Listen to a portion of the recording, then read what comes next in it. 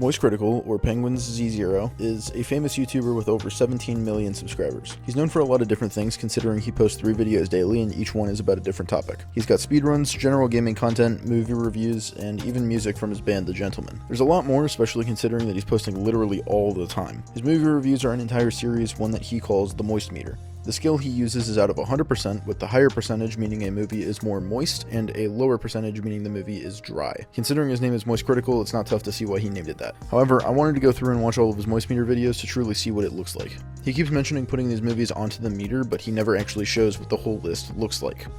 Initiating moisture.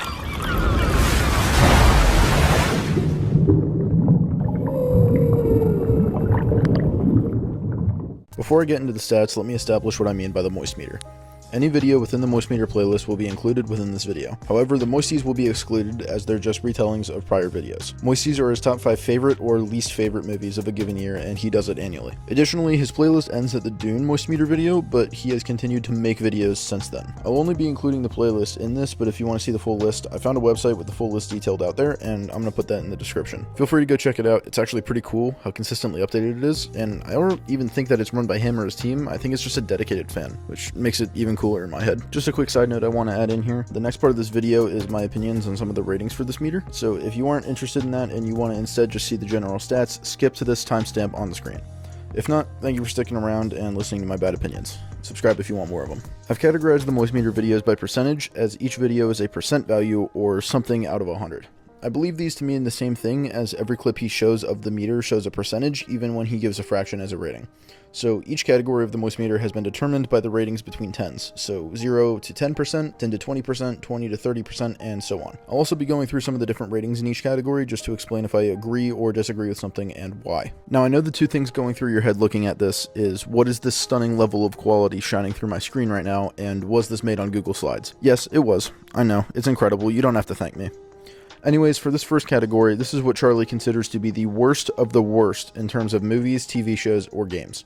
I put the Valorant beta score here as well, considering I don't really know where else to put it, because he didn't really give it a score in the video, so I'm just going to call it not applicable. However, he did praise it very highly in the video talking about it, so I'm assuming it would be very highly rated, somewhere in the 80s to 90s. But again, since I don't know, it's just going to go at the bottom of the list for now. You can put it wherever you want, depending on what you think it should be at. The only thing I disagree with about this portion of the ratings, though, is the fact that the Emoji Movie isn't at the complete bottom. That movie sucked. This next part of his ratings is the 11 to 20% range. I actually really agree with him about this general area, as everything he put here is pretty much garbage, but nothing I would really consider the worst of the worst. I know there's probably somebody out here who likes some of this stuff, but the majority of people definitely dislike these, and for good reason. I wouldn't recommend watching anything on this list. 21 to 30% range is an area with a couple of things I disagree with. Firstly, I think that the second Space Jam movie should be much lower. The original is a classic, and the newer one just kind of ruined any joy I got from that franchise. I also think that Pitch Perfect 3 should be a little bit higher, to be honest. I really liked that movie, and as weird as it worked for me as a comedy movie. It made me laugh a lot, but it was cringy enough that I would definitely not put it higher than maybe a 50%. I think the major complaint I have about the 31 to 40% range is The Rise of Skywalker. That movie was so terrible to me, and I don't even understand how it got remotely close to being an average movie for Charlie. I'd personally put it down as a 5%, but again, that's just me. Not only that, I think Wonder Woman 1984 should have been much lower. It wasn't really a movie I would consider poor quality, just so much so terrible writing. The writing and acting was just so flat in that, and you all know the scene I'm talking about with that. I haven't seen or played much of the rest of the stuff on this page, so I can't really give my opinion on any of it. Now with the 41 to 50% range, this is where we get to the more meh content, according to Charlie.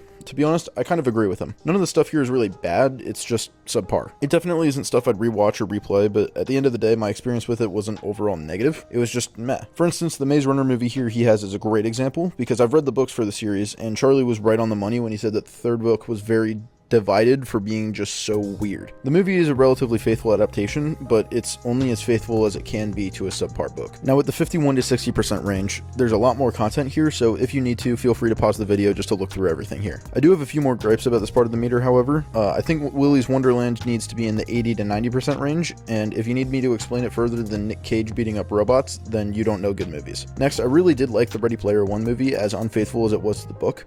I know a lot of people hated the movie because of that, but looking at it like Charlie does for the Moist Meter, Ready Player One works very well as a standalone movie, aside from any content that it had from the book. I had a fun time watching it, and I would definitely recommend it to people despite the inaccuracy. Also, the Sonic the Hedgehog movie is way too far high up on this list. I love the second and third movies. Jim Carrey is a national treasure. However, You cannot tell me that a character whose entire personality is about his super speed ability is restricted to a car for a full movie. Sonic understood the concept of most human inventions he came across, but you're telling me he wasn't able to grasp the concept of Google Maps. I hate it just on concept alone. I can't stand that movie. However, again, I want to make this clear. Second and third movie, incredible. Peak cinema. However, the first one is just utter garbage. I would have put it at 5% minimum. The 61 to 70% range has a lot more to it, so feel free to pause and search through the list if you need to. The main complaint I have about this is the fact that The Last Jedi is this high, and not only that, it's higher than El Camino. I mean, seriously, you have a movie based on finally giving closure and a happy ending to one of the most tortured characters in arguably the best TV show of all time, and you rank it lower than the worst Star Wars movie ever made. Ridiculous. I mean, like, this is about the point where I lost faith in the Moist Meter as an accurate scale for movies, but again, this is just my opinion. I am not shaming Charlie for his opinion. He is fully able and has the right to have that opinion. Take this however you want to. I'm not telling you how to think or to agree with me on this. If you want to agree with Charlie, you absolutely can. There's nothing wrong with that. Again, the 71 to 80% range has quite a few names to it, so if you need to, feel free to pause and look at whatever you want to here.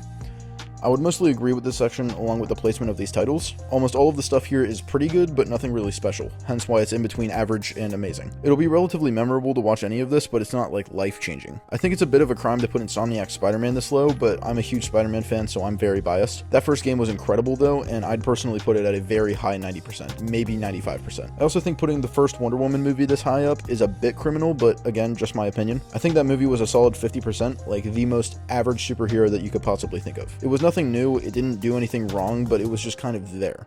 I couldn't really tell you anything about it other than Gal Gadot maybe fights a god. Even then, I don't really know. I don't remember that movie whatsoever. The 81 to 90% area is the spot with the absolute most titles, so I would heavily recommend pausing here to look through everything he rated in this category. All of these are what I and I think Charlie would consider higher quality movies and things. There are only 3 things that I really disagree with, the first one being The Boys being put this high. The entire show just kind of seems like a shock value kind of show to me, with all of it being gore related, and I wouldn't really recommend it to anybody except for freaks who like watching people get killed in very ridiculous and horrible ways. It's not a great show. I think the writing is fine, but it's just way too gore focused for me to enjoy it. Again, I'm a bit cynical, but I would like to put Toy Story 4 much lower. The first 3 were great, and while the animation quality was amazing in the 4th, I think that it is some of the best animation that has been shown in animated movies, but it just didn't do anything. It didn't do anything new.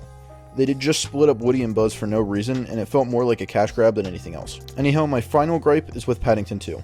That should be his only 100%, no questions asked. It is one of the most incredible movies I've ever seen, hands down.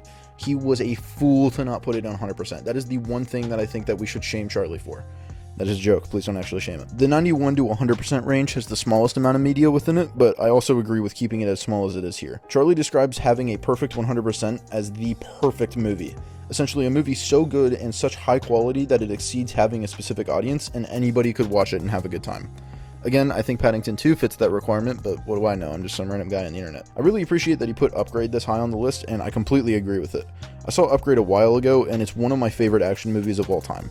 The fights all feel like they have genuine stakes to them, the characters are all fleshed out and have really well-written motives, and the overall message of the dangers of letting AI control our lives is one that feels really weirdly and hauntingly needed as we develop unspecified AI tools that are more and more accessible to the general public.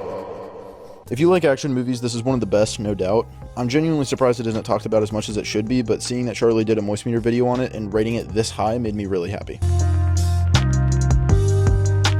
That's about all that I have for my opinions on the meter, so let me now get into the stats. There were a total of 270 Moist Meter reviews within the playlist, with 7 being in the 0 to 10% range, 12 in the 11 to 20% range, 18 in the 20 to 30% range, 12 again in the 31 to 40% range, 13 in the 41 to 50% range, 25 in the 51 to 60% range, 47 in both the 61 to 70% and 71 to 80% ranges, 79 in the 81 to 90% range, and only 10 in the 90% range to 100%.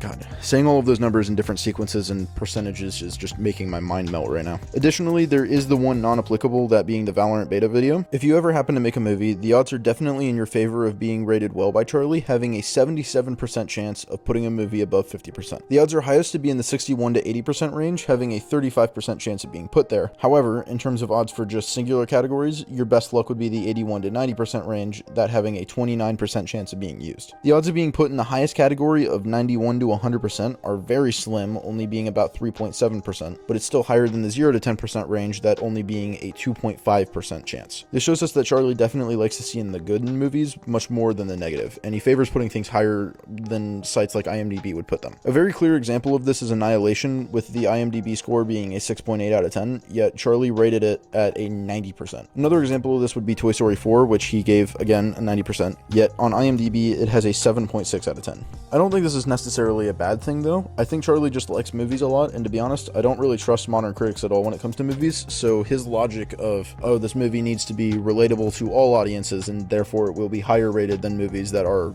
very tailored to one specific audience, I think that makes enough sense to me that I generally follow what he says more than I would a quote-unquote movie critic. That's about all for me. I've been running polls on my channel to see what kind of video should be made next, and this was this week's winner. So if you want to, feel free to look at my community page and vote on my next poll, or if I don't put up an option you like, then feel free to comment one, and I will be very happy to take a look at those. I've been looking at them recently, and the one that is the most prevalent has been a dream video, so I think that'll probably be the next one, but who knows, it just depends on what I get to get done in the next week. Putting Charlie on the Moist Meter, I'm going to give him a very respectable 75%. Very quality YouTuber, very straight to the point with his videos and content, but I do feel he's restricted his audience due to his levels of profanity and just general content. Definitely not someone I'd recommend a kid to watch, you know? Anyways, that's about it. See ya.